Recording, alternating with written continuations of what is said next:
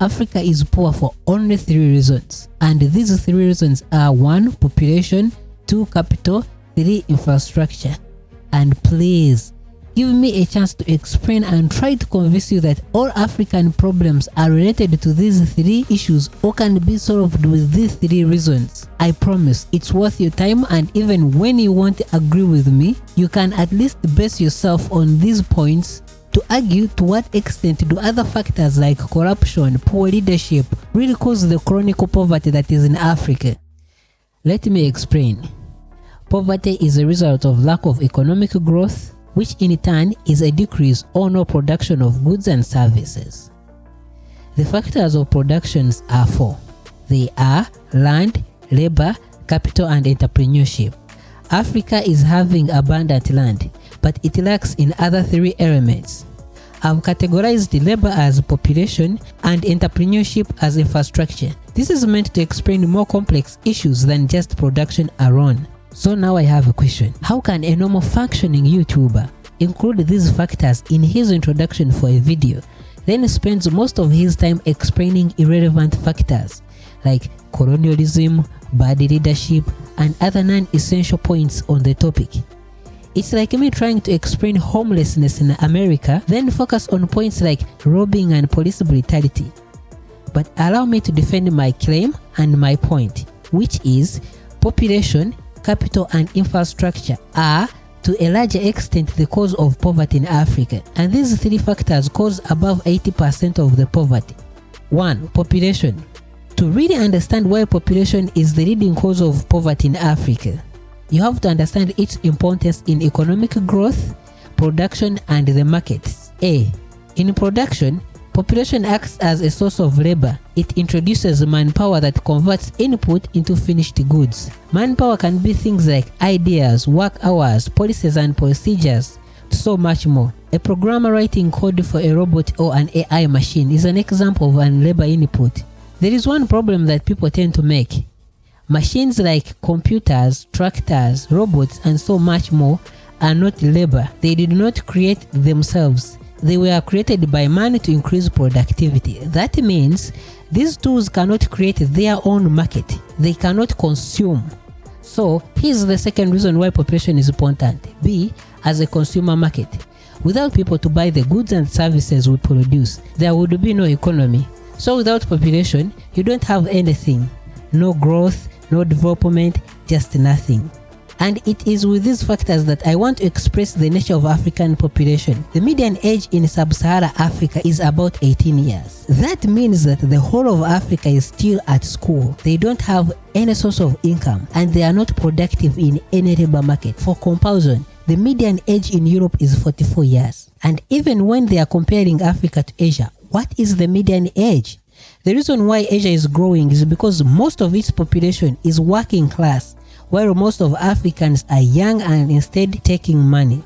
So how does this affect economic input and hinder economic growth? 1. High dependence ratio. This is the number of children depending on a few working adults. This is one of the most underlooked points in all of the measurements of economic development, with Africa having the highest dependence ratio of 72, which is double than the West. Adults spend most of their income on providing services to children, which leaves no money to invest in things like stock and assets. In turn, you can't have economic growth. 2. Strain on social services.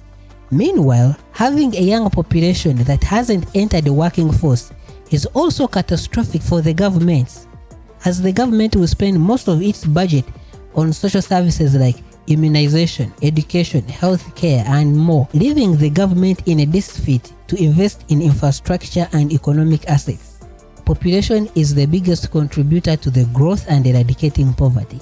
So any person who is discussing economics without considering population is a propagandist. Treat them with caution. There is a reason why most Westerners don't want to talk about African population, and it's because of their impact on Africans. Sorry, I have to mention it. Slavery and colonialism. What slavery did, everyone knows, but colonialism didn't do good either. With Western diseases like pox, gonorrhea, syphilis, that put African population to the brink of extinction, just like the Native Americans, and couple that with massacre done in the name of civilization. Africa today is healing from those shocks. But it is easier to blame a corrupt leader or geography rather than taking accountability. 2. Capital. However, population is not the only way of developing. The only thing is it is the best way. There are other many ways. Allow me to explain one here, and I shall be using capital as a basis for explanation. All other methods are risky in that the country can't control the external factors like embargoes, trade wars, and world politics. A country can develop without depending on internal market, and that today is called globalization. Here, the society needs to produce goods and services that it exports to external market. This is a new development and as a source of economic growth. Most of developing countries have used this method like Korea, China, and more. It's important to note that for such to happen, this government needs external capital in terms of loans, machines, and skills. And here, Africa is in its worst position. External firms have completely refused to invest in African countries in the name that it is risky, which is true but contradicts the fundament of business, which is all about taking risks. They argue that Africa is politically unstable to invest in, yet the irony is that most of these instabilities are as a result of external influences, like sponsoring coups to multinational companies destabilizing these countries, like the example of Shell in Nigeria, mining companies in Congo. There are very many examples. 2. The biased funds from IMF and World Bank for countries that have been unlucky enough to take loans from these bodies have found themselves in a debt trap that they can't pay back and end up selling their independence for debts. The problem of loans from IMF and World Bank is the terms of payments, one-size-fits-all approach, and lack of representation. Hence, the loans end up supporting ghost projects or projects that bring no value to the recipients, because there was no representation from the recipients to express what projects need to be funded. 3. Infrastructure. I don't want to spend a lot of time on this topic, as most channels and media have covered the need of infrastructure. All the problems that they try to highlight about Africa can be solved with proper infrastructure. Those who talk about geography as a problem, railways, ports, highways can solve such. Poor soils, have agriculture infrastructure for fertilizers and equipment. Poor leadership, stop sponsoring coups and corrupt government. Let Africans decide for themselves even when the decision they make can't benefit you.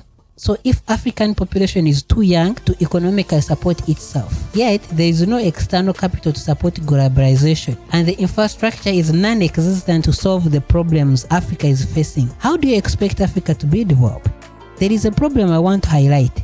The problem of Western media. There are two major problems with Western research which is centered on Africa. One is the method, both in how data is collected and the matrices used. For the matrices, they tend to base their own measurements to try to value if Africa is at par with the West, and in most cases ignoring African context and values. And that is like a bird blaming a fish because it cannot fly.